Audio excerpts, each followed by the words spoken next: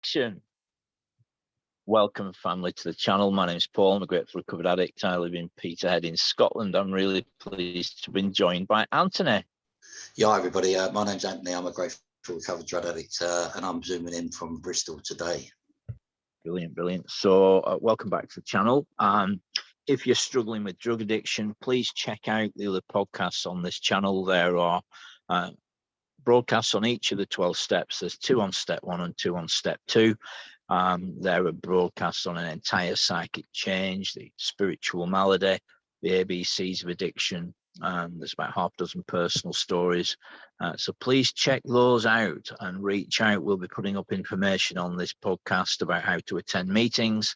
And we'll be putting up on the screen literature from a book called The 12 Steps and the 12 Traditions, which can be read or listened to completely free anytime at aa.org, as can our basic text, a book called Alcoholics Anonymous, which we often call the Big Book. So I'm really pleased that you've tuned in today to today's broadcast. We're going to be discussing Tradition 1, which is our common welfare comes first. Personal recovery depends upon Cocaine Anonymous unity. But before we get into that, I was hoping that we could read what we've got on the screen first, Anthony. I'll make this text bigger. And so this is like this is just a resource that we'll be using it as we go through the tradition. But first, do you want to read that first bit, Anthony, or what? Do you want me to read it? Go on, I'll start us off. Yeah, my name's Anthony. I'm an addict. As newcomers, many of us say to ourselves, let the group officers worry about the traditions. I'm just an average member. They're rules for running groups, aren't they? And everybody tells me there are no rules in AA. Then we look closer and find that the traditions are not rules. And they are not just for officers. They have deep meaning for each one of us, as the 12 steps do. Like the steps, the traditions were not figured out in advance. As of courses of action against further problems, the action came first. Pioneer AA groups, with nothing to go on except the trial and error and try again method, soon discovered, well, that's why that way didn't work. But the other one did, and this one works even better. Both successes and failures were reported in letters to AA headquarters, eventually to become the General Service Office. In went these shared experiences of AA's first 10 years, and out came the 12 traditions. In 1946, then in the long form, they were published in AA Grapevine. By 1950, they had been condensed to their present form and were adopted by AA's first international convention. Our traditions are a guide to better ways of working and living. Co-founder Bill W. said, and they are to the group survival what AA's 12 steps are to each member's sobriety and peace of mind. Many individuals cannot recover unless there is a group. The group must survive or the individual will not. I'll pass that to you, Paul. That was great. Thanks so much, Anthony. There's another one here. Our brother, the noisy drunk, affords the simplest illustration of this tradition. So this is now, I ought to point out, discussing the first tradition, which is the topic of this broadcast. It says on the left here, our individual sobriety depends on the group depends on us. We soon learn that unless we curb our individual desires and ambitions, we can damage the group. Our brother, let's have a look, the noisy drunk affords the simplest illustration of this tradition. If he insists on disrupting the meeting, we invite him to leave, and we bring him back when he's in better shape to hear the message. We are putting the common welfare first, but it is in his welfare too. If he's ever going to get sober, the group must go on functioning ready for him. Yet he is only one rare aspect of the problem. when we do get sober in AA or CA or NA, we shed a few small bits of the big ego. We admit, I can't handle alcohol or drugs. I can't stay away from it on my own. Fine so far. Then we find there's plenty of that ego still with us.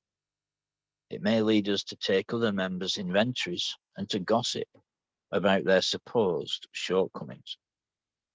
It may lure us into hogging the floor at every discussion meeting. Oh well, it's a selfish program, isn't it?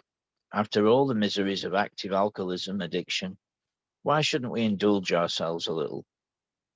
We all know one good reason why we shouldn't. Self-indulgence of this kind is an immediate personal danger. It threatens the individual's own sobriety. More than that, it threatens the very basis of our sobriety, the unity of the CA, AA, NA group. For a self-righteous gossip can damage the mutual trust that is vital to every group. And a compulsive talker can ruin the effectiveness of a discussion meeting. I stopped going to that group. Nobody but Joe can get a word in edgeways. When AA was very young, the first members clearly saw the preservation of its unity as a life or death matter for themselves and for the alcoholics still unrecovered. The first tradition states this aim, and it is the common aim of all 12 traditions. When AA reached the age of 35, the aim was restated in the theme of the 1970 International Convention. This we owe to AA's future, to place our common welfare first, to keep our fellowship united, for on AA unity depends our lives and the lives of those to come. Each of the other 11 traditions explains one specific way to protect the unity of the fellowship and the AA group. Those early members quickly recognized power drivers as potential group wreckers, and they're still around. The members who are always sure that they're always right. The members who are happily ready to assume all the burdens of leadership and grimly unwilling to share them, let alone give them up. But a group does need officers. How can we cope with this dilemma? And then it says tradition 2 provides us with the answer. So I just want to hand it over to you, Anthony, and the floor over to you for a few minutes, and then in a little while we'll do the reading on tradition 1 out the 12 and 12. Yeah, thank you, Paul. This illustration, of tradition 1 is fantastic, and you look at the pictures, and because we've got to make sure our common welfare does come first. Personal recovery depends upon AA, CA, or NA unity. So that threshold has got to be there. So the group are there. So the door's open for the newcomer or the chronic relapser or the backslider or someone who might be drifting away to make sure that they can hear the message. And this is the foundation of the traditions. Like step 1 is the foundation, the bedrock of the steps. Our common welfare should come first. Personal recovery depends upon, because if we haven't got the unity, service, and the recovery, if we haven't got the unity, we haven't got no service structure, we haven't got no recovery, the 3 sides of the triangle. So, when in active addiction, I don't know, it's very common, the common peril, and and that we fell into an isolated mode, and this, our common welfare depends upon, our common welfare should come first.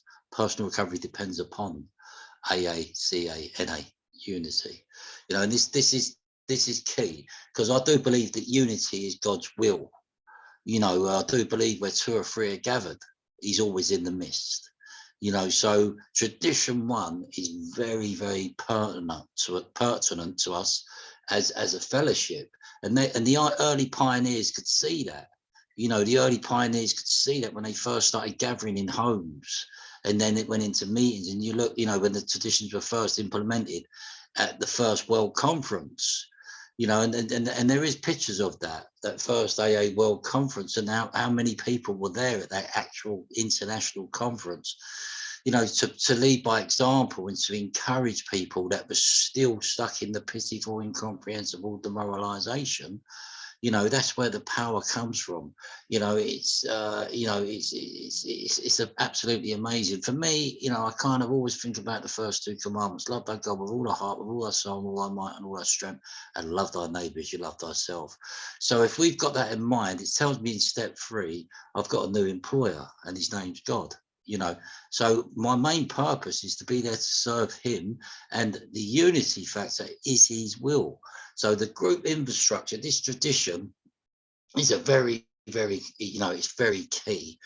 And then as we move through the rest of the traditions, what we will be doing, you know, you'll start seeing, the newcomer can start seeing. Because I remember when I first come around and I looked at the traditions, and I kind of was a bit bemused, you know, I was a bit bewildered, not understanding it at first. And then as time's gone on and I started going through the sponsor, started getting into groups, you know, started going to meetings, 12 and 12 meetings, you know, and listing, you know, and take it, and then going through working with others, taking them through the same process, you know, more just gets revealed, and you can see how all these principles, spiritual precepts, spiritual laws of the steps, the traditions, even the concepts as well, there's 36 principles, they all intertwine into each other. You know, it's just amazing. I'll pass it back over to you for now, Paul. Thanks, Anthony. Yeah, so, you know, we've got wonderful metaphors, haven't we, in 12-step recovery. We have the 3 sides of the triangle and the 3-legged stool, which in most times you hear them mention of the same thing: recovery, unity, service. The recovery, as you said, is the 12 steps, the unity is the 12 traditions, and the service is the 12 concepts. And in the steps, it's we, isn't it? We admitted we were powerless over addiction, and our lives have become unmanageable. In the traditions, it's our.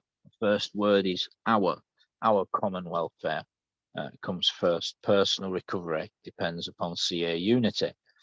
And of course, as Bill said, and as I think you've intimated, Anthony, you know, the steps about our personal well-being, our personal health, the traditions about the group's health and the group's well-being, you know. And of course, we practice. We get plenty of opportunity, don't we, Anthony, to practice or try to practice the traditions in the home group, and in the wider fellowship, you know. And so I just want any listeners to, you know, to understand that the traditions are very important. And you and I know, Anthony, that sometimes you'll hear people say, oh, the traditions, but yes, what about them? Well, the traditions. So what we're attempting to do in this brief podcast, and for any listeners, well, I'm not a spokesman for CANA or AA. I'm just a member sharing my opinion, ultimately, my experience, my understanding of this tradition. I just want to make that point.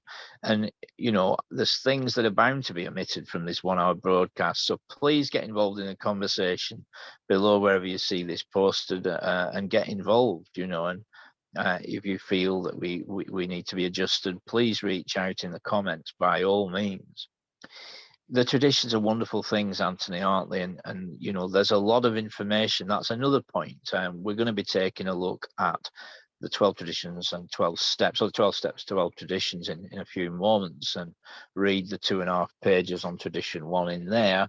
But there's lots of other information, isn't there, Anthony? And Bill Wilson wrote, as we've just read, about the traditions in a few of the books. AA Comes of Age and other books have these things written about in there.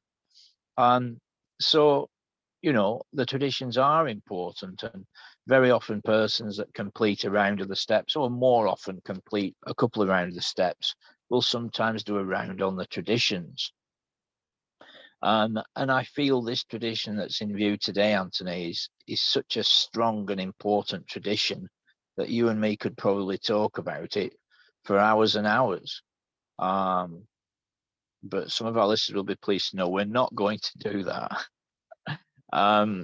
You know, so without further ado, Anthony, is it all right with you if I go ahead and put the reading on the screen? Do you want to share I for a minute? just want to elaborate a little bit more on what we were talking about. So, you know, the steps, recovery, the steps deflate the ego, right? And the traditions are meant to keep everybody right sized and on a level footing, you know, so the group is there to keep, because it spoke about when we read the illustration about the ego, you know, and as we go further on, we're going to learn about two types, a bleeding deacon and an old timer, you know, and because the ego does reconstruct and everybody wrestles with pride and ego.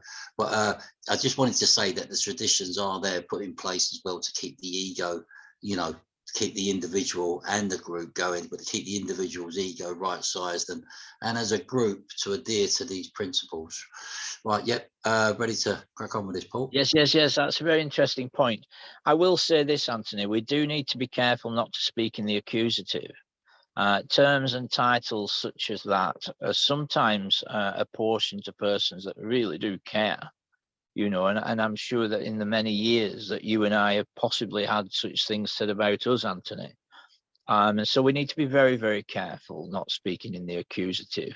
Yeah, I'm not accusing. Yeah, sorry, I'm not coming across like that because I believe you're not. I have gone through that transition myself, you know, so I'm talking from experience as well. Yeah, absolutely. It's good to be clear on these things. I'm sure you and I wouldn't say that to anyone, but we do know that such principles do exist, you know, but you and I also know, Anthony, that it's usually 5% that do the service in 12-step recovery and the other 95% just like the luxury of popping along and dropping their head in and sometimes waving their opinions around rather than getting involved and getting their hands dirty, don't we? So it's a complex thing, and you are right. You know, we do need to watch out. And as you say, every human battles with pride and ego. That's a very good point. Yeah. What do you want to do, Anthony? Do you want to start? Or? Okay, yeah, go on, and I'll start us off. Tradition 1: our common welfare should come first. Personal recovery depends upon AA unity. The unity of Alcoholics Anonymous is the most cherished quality our society has. Our lives, the lives of all to come, depend squarely upon it. We stay whole or AA dies. Without unity, the heart of AA would cease to beat. Our world arteries would no longer carry the life-giving grace of God. His gift to us would be spent aimlessly. Back again in their caves, alcoholics would reproach us and say, what a great thing AA might have been.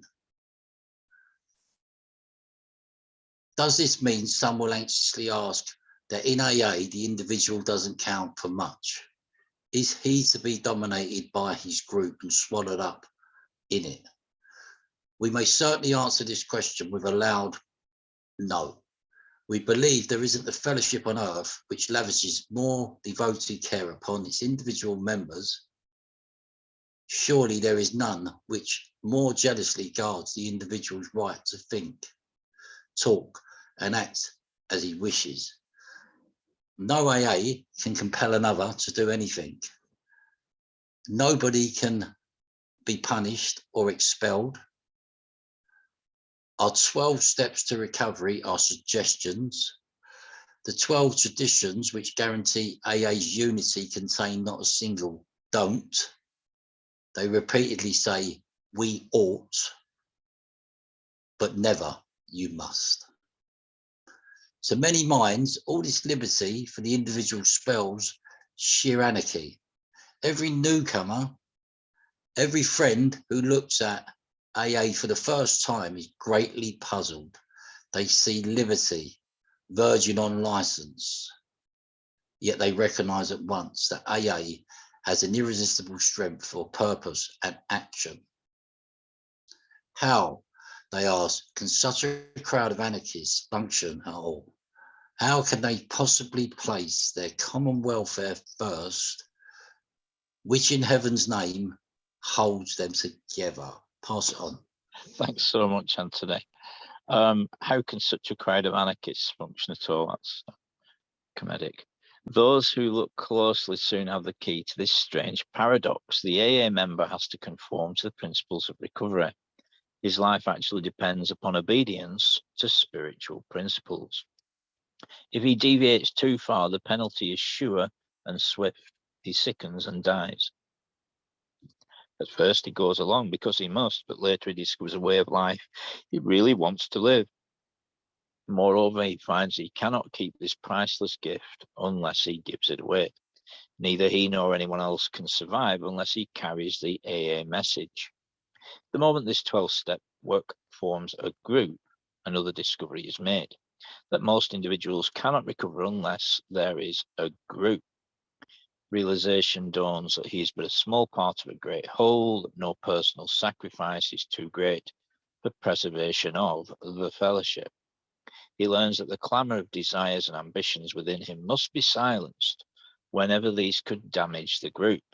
It becomes plain that the group must survive or the individual will not. So at the outset, how best to live and work together as groups become the prime question.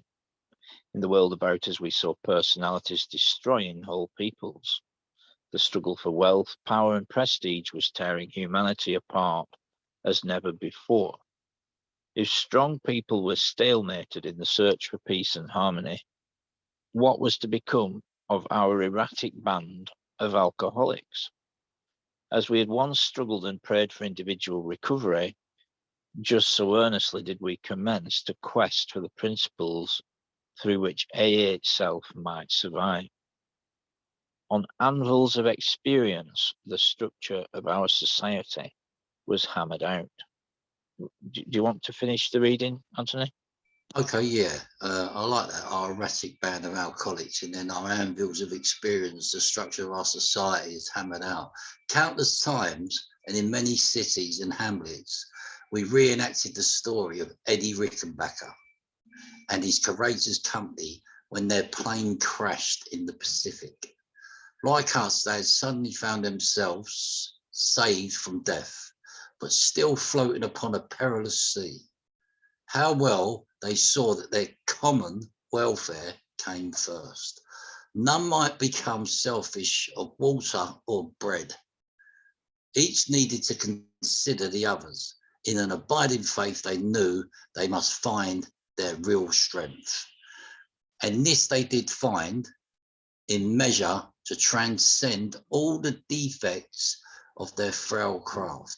Every test of uncertainty, pain, fear, and despair, and even the death of one. Thus has been with AA. By faith and by works, we have been able to build upon the lessons of an incredible experience. They live today in the 12 traditions of Alcoholics Anonymous, which, God willing, shall sustain us in unity so long as He may need us.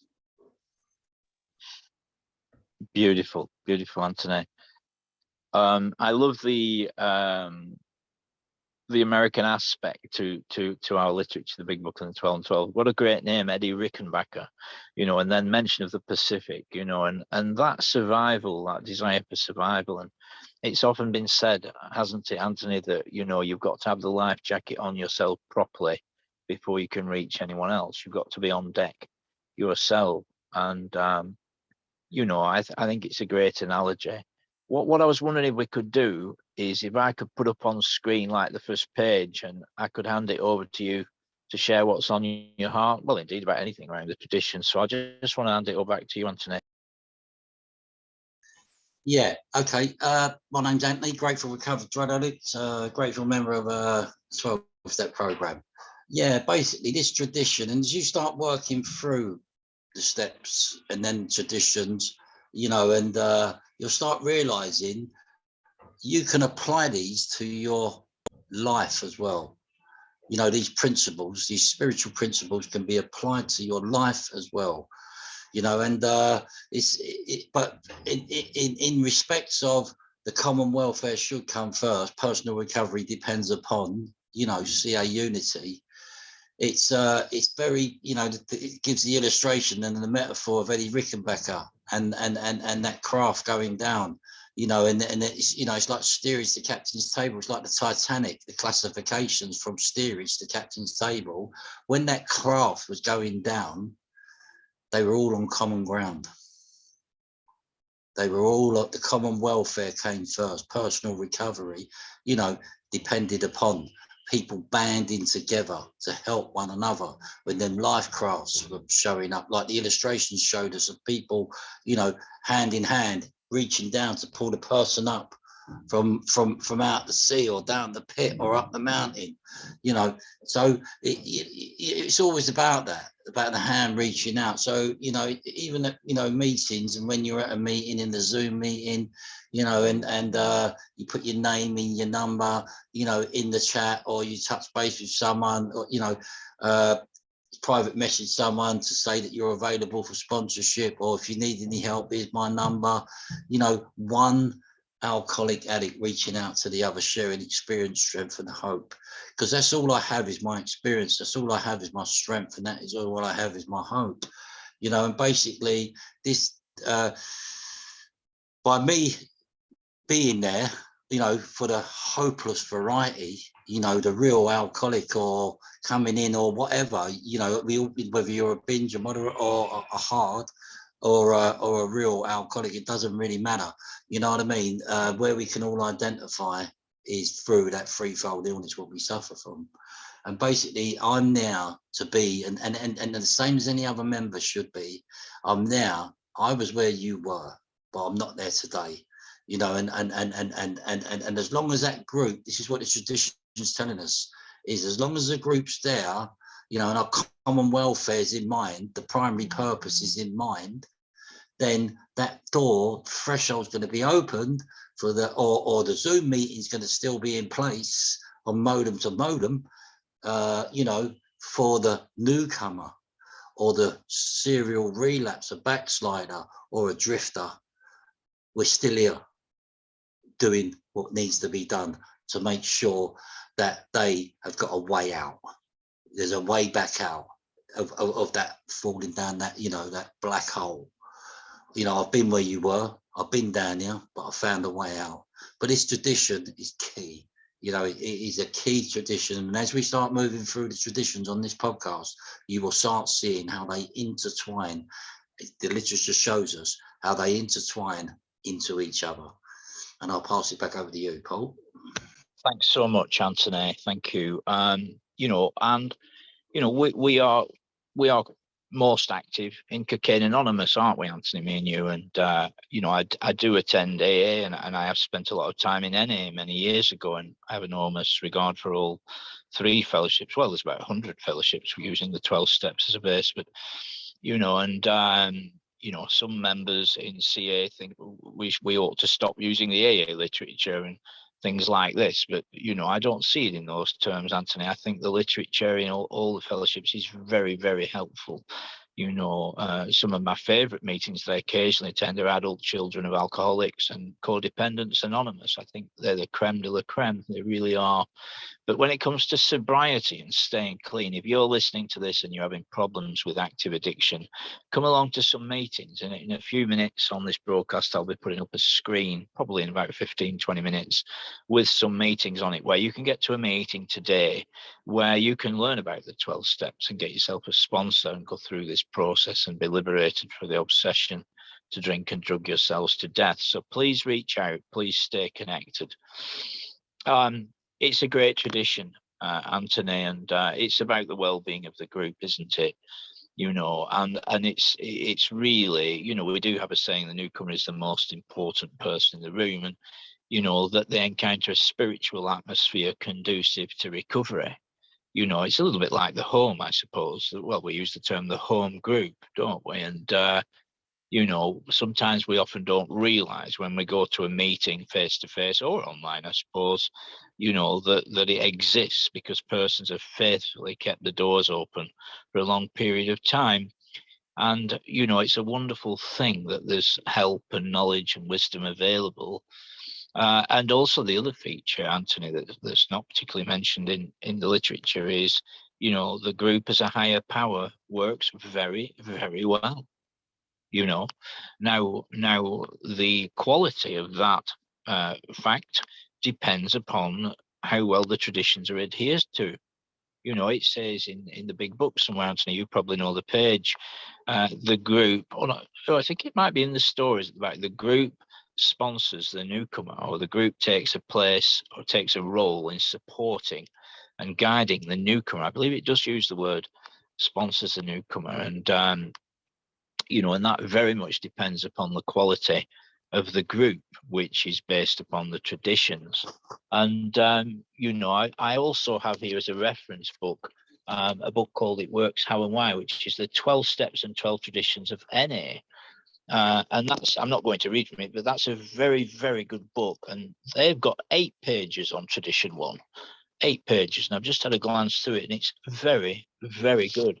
So any of our viewers that want more information, in fact, Anthony, you sent me something this morning. What I'm going to do later today, Anthony, is put some extra links in the chat below where this podcast is going to be posted, so people can do further research on this tradition for themselves, and perhaps pray about it, you know, and perhaps reach out to their support network to discuss the traditions.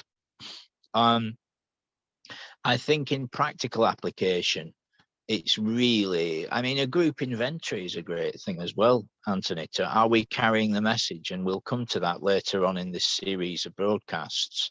You know, but it's very important that meetings are fit for purpose, you know, to carry a message that we're fully self-supporting, we're fully autonomous. You know, we carry a message. The only requirement for membership is a desire to quit using. So someone that's high as a kite is as much a member as someone with 100 years.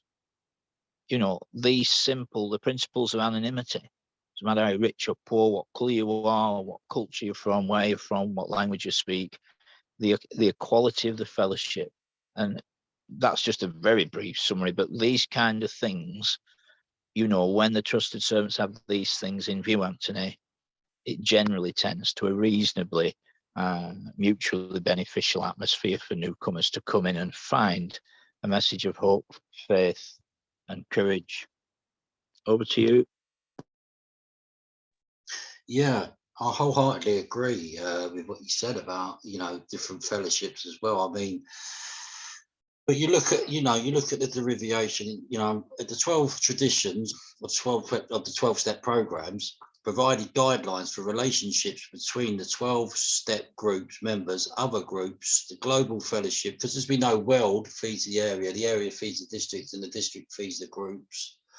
You know, in society at large, questions, finances, public relations, donations, and purposes are addressed in the traditions. They are originally written by Bill Wilson after the founding of the first 12-step group.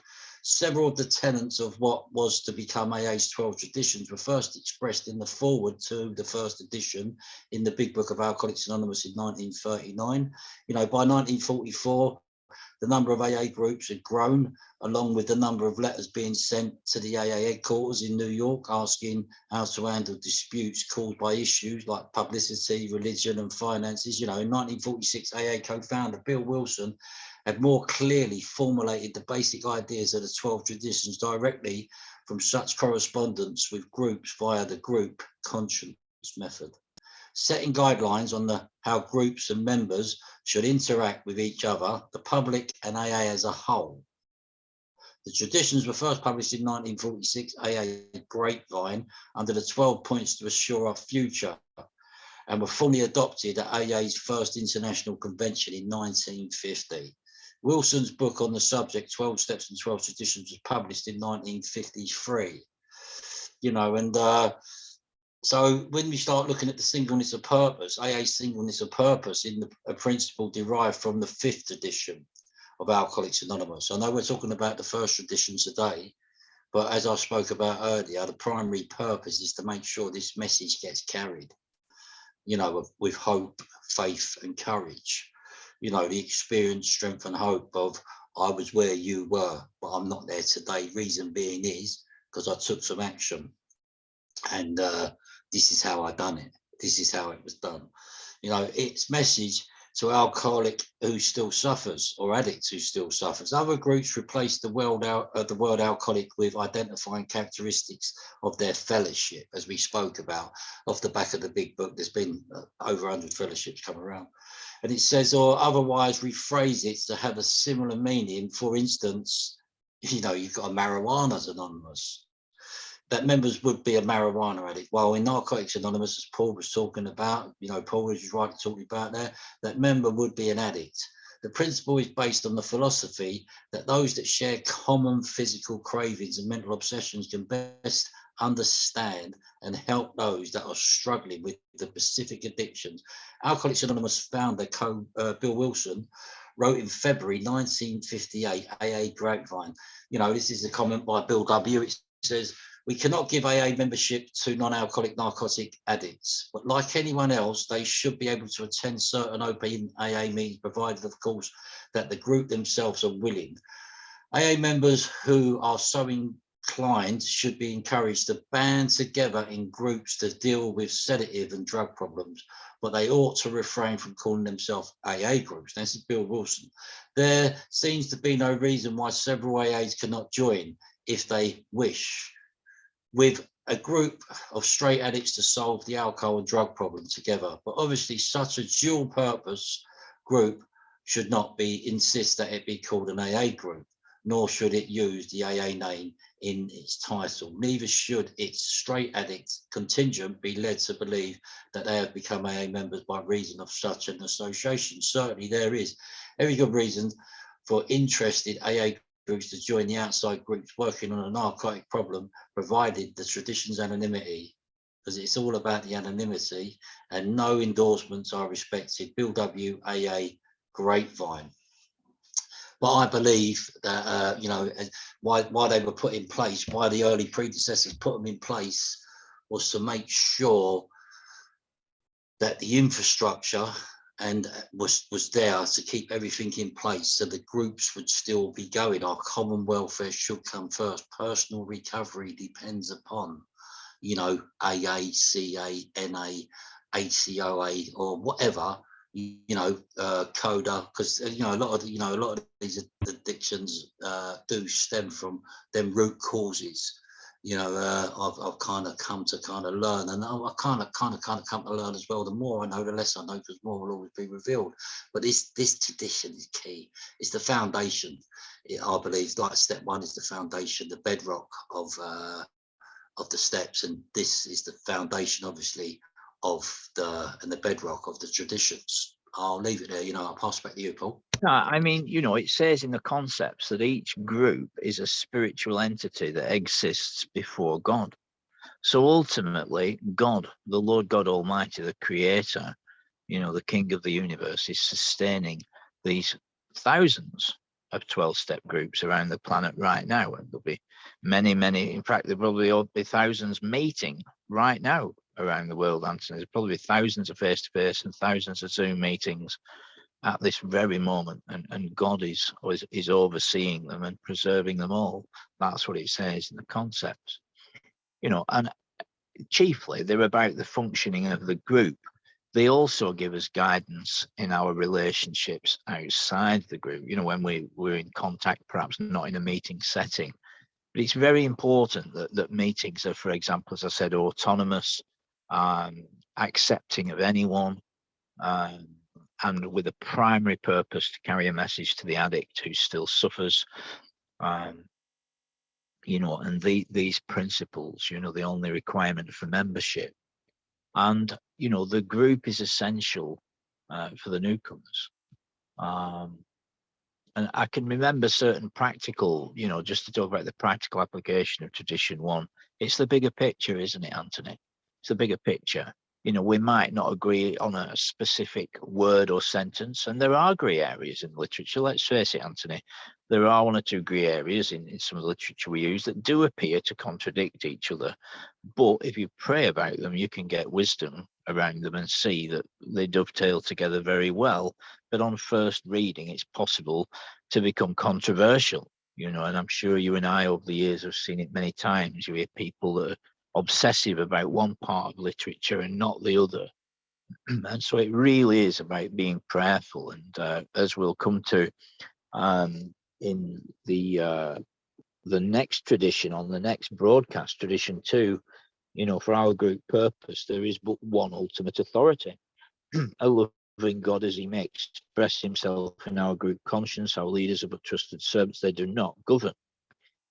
So though it's a very broad church and anyone's welcome, whatever they believe, the fact remains that there is one ultimate authority, one God.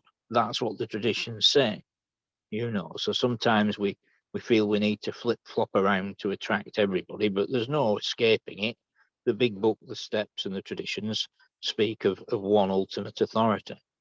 And I think, Anthony, the idea is that before I get into the traditions, I'm in the good of the steps, that I'm clean and sober, that I'm trying to practice these principles, that I'm trying to carry a message, that I'm aware of the spiritual awakening as a result of these steps.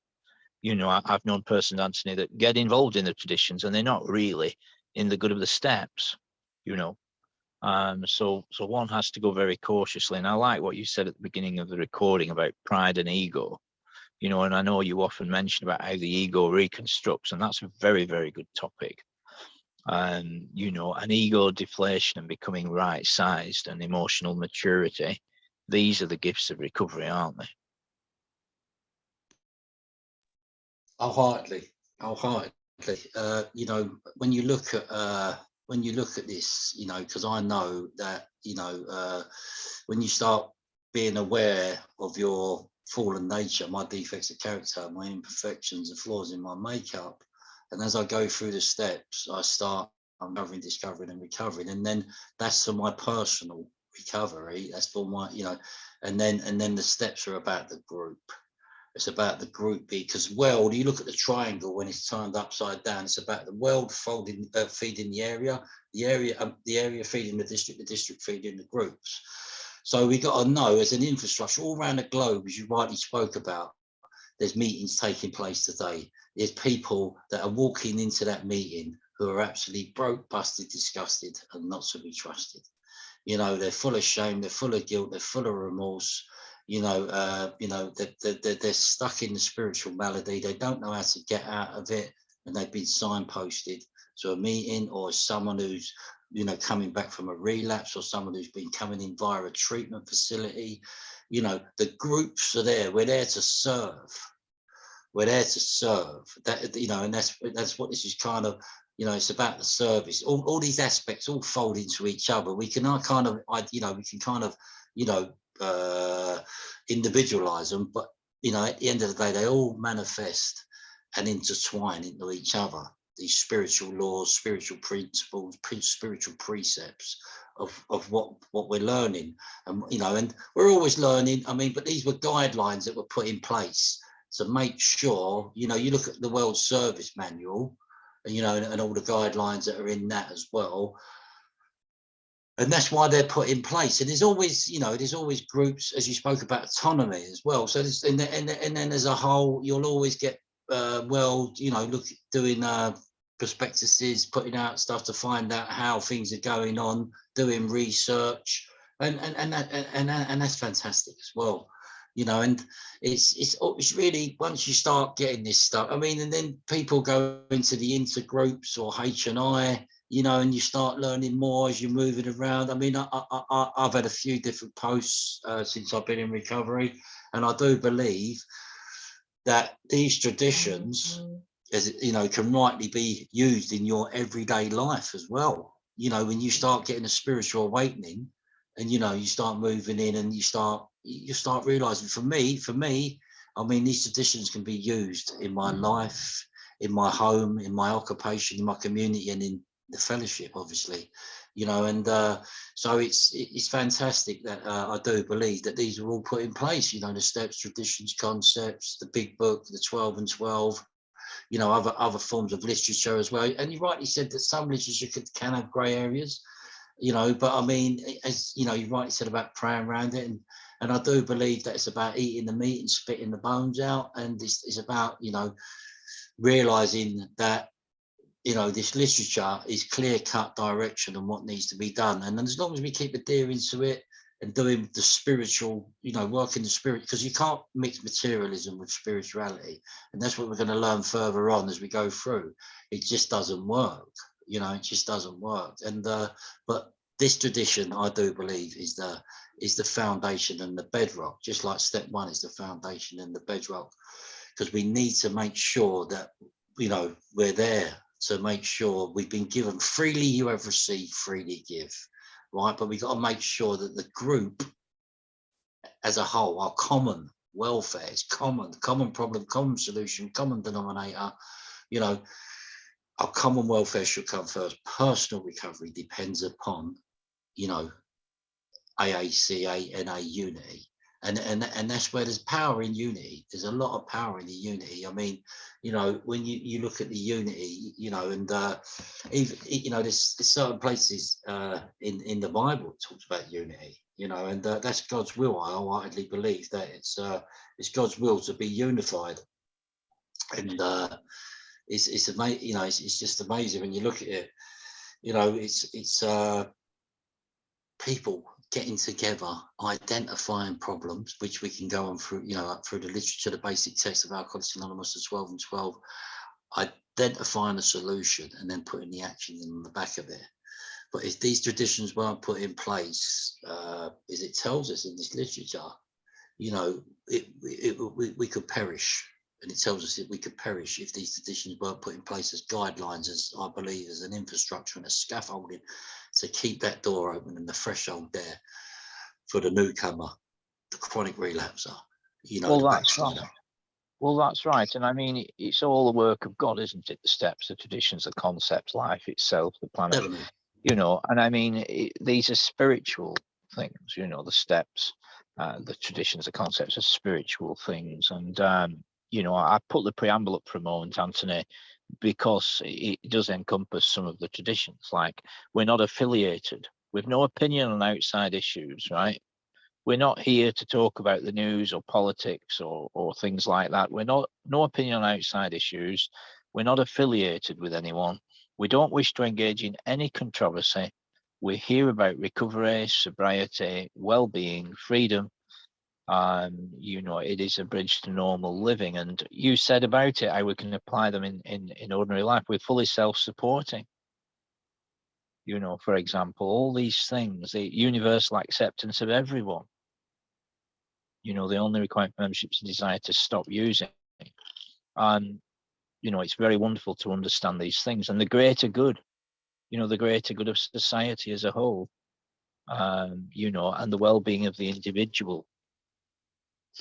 So I'm just going to go ahead and put up another reading. We're coming towards the last sort of 10 minutes of today's recording. It's such a wonderful thing to always hear you share, Anthony. And, you know, it's a very strong principle. And if you think, you know, it came around, that the traditions came around, 11 years after the formation of AA, 6 years after the publishing of the big book, the first edition of the big book of Alcoholics Anonymous. And then in 1950, 15 years after the beginning of AA, 11 years after the writing of the big book, and 4 years after the initial acceptance of the 12 steps, the 12 traditions, the long form of the 12 traditions were accepted in 1950. And then they were ratified in 1970, when you and I were very, very young. You know, it's just a wonderful thing to think, you know, how the exponential growth of 12-step recovery. They reckon around 30 million plus folk have found long-term sobriety through the 12 steps, Anthony. And it's a wonderful thing. It's a great gift of God, you know, and God doesn't make difficult terms with alcoholic addicts, you know.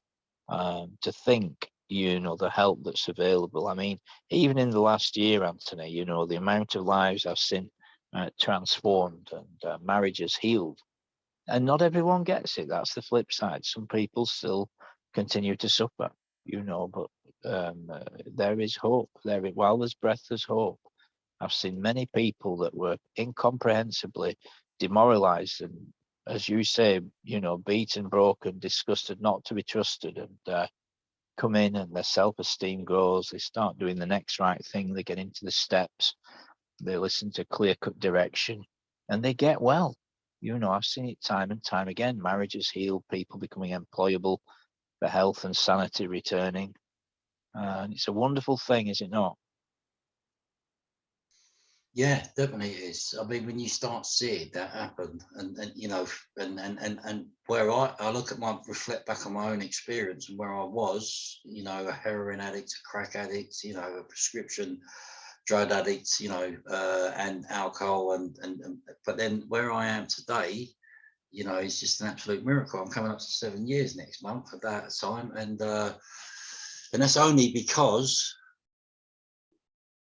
they were there. The doors were open, you know, and I do believe that tradition two, you know, our common welfare should come first. Personal, tradition two, for our group purpose, there's one ultimate authority, a loving, caring God as he may express himself in our group conscience. Our leaders are trusted servants, they do not govern. So we're there to serve. We're there to work for God. Step 3 tells us that.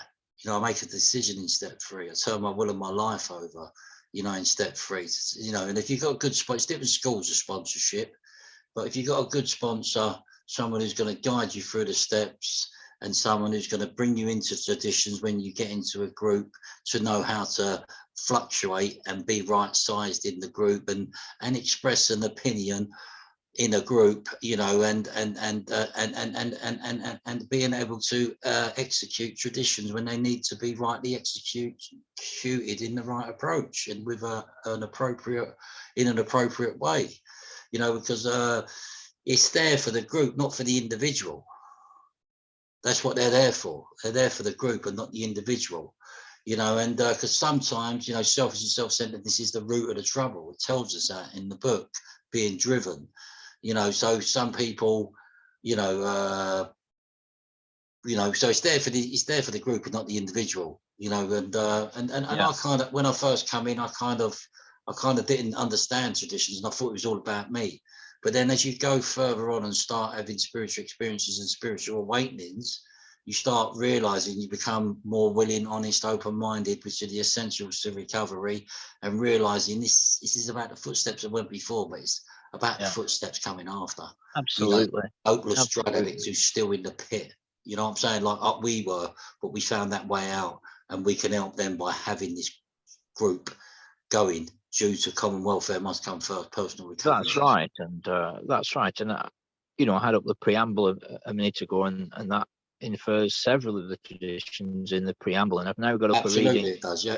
I've now got a reading up that you and I have seen many, many times, Anthony. And in here we see it refers explicitly to the third tradition. You know, and then further down in it refers to the third tradition again. The 6th And edition, so, the 5th edition, yeah. yeah, you know, the acceptance of everyone, that anyone can get help in these rooms. It's a wonderful thing. I mean, in practical application, Anthony, it's the bigger picture, isn't it? You know, the harmony of the group, the spiritual atmosphere conducive to health and well-being. You know, a place where people can hear a clear message. I mean, you know, over the years, I've seen persons that are in the good of the steps, you know, that have got that conscious contact, that have conceded and admitted that they're alcoholic addicts to themselves, you know, and have got that surrender and acceptance and transparency. I've got some accountability and some devotion, which is the principle of step 3, commitment. And you know, when by the time they get halfway through the steps, we see the beginning of the second half of the steps. In the step 7, we have the word humbly, that uniquely appears in the steps, humbly, and the transformations happen. The miracle is in 6 and 7, and you know, persons that have gone through the steps and are practicing these principles and have a home group and have a support network and are into action every day, when they come in to look at the traditions, it's pretty clear.